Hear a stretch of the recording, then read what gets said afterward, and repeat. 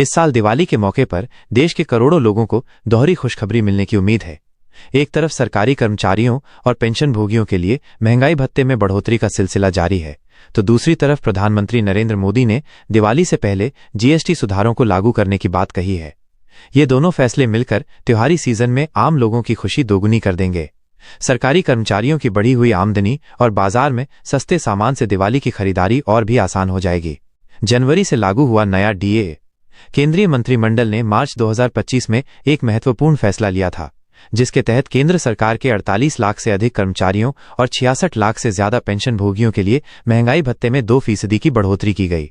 ये बढ़ोतरी जनवरी 2025 से लागू हो चुकी है। इस वृद्धि के बाद अब सरकारी कर्मचारी और पेंशनर्स को 55% की दर से डीए और डीआर मिल रहा है। 7वें वेतन आयोग की सिफारिशों के अनुसार केंद्र सरकार ने कर्मचारियों का न्यूनतम वेतन 18,000 रुपये और पेंशनभोगियों की न्यूनतम पेंशन 9,000 रुपये निर्धारित की है। 55% डीए के साथ अब एक कर्मचारी को कुल 27,900 रुपये और एक पेंशनर को 13,950 रुपये मिल रहे हैं। ये राशि उनकी मासिक आमदनी में काफी अच्छा इजाफा करती है। जुलाई की डीए बढ़ोतरी से दिवाली तक का इंतजार। केंद्र सरकार की नीति के अनुसार साल में 2 बार महंगाई भत्ते में संशोधन किया जाता है।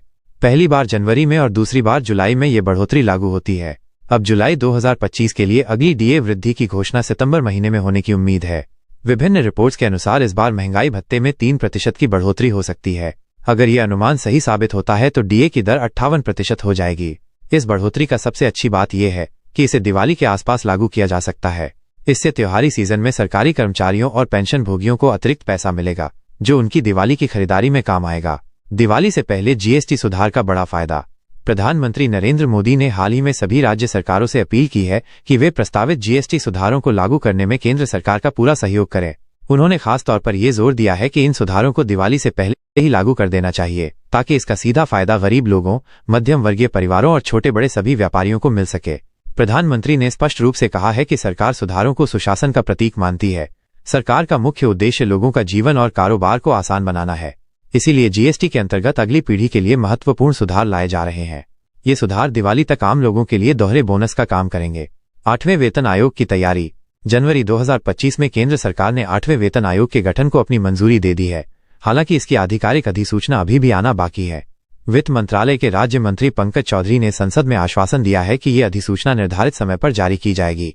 इसका सीधा मतलब ये है कि भविष्य में केंद्रीय कर्मचारियों के वेतन और पेंशनभोगियों की पेंशन में और भी बेहतर सुधार देखने को मिलेंगे। ये सभी घटनाक्रम दिखाता है कि सरकार अपने कर्मचारियों की बेहतरी के साथ साथ आम जनता की सुविधा के लिए भी लगातार काम कर रही है।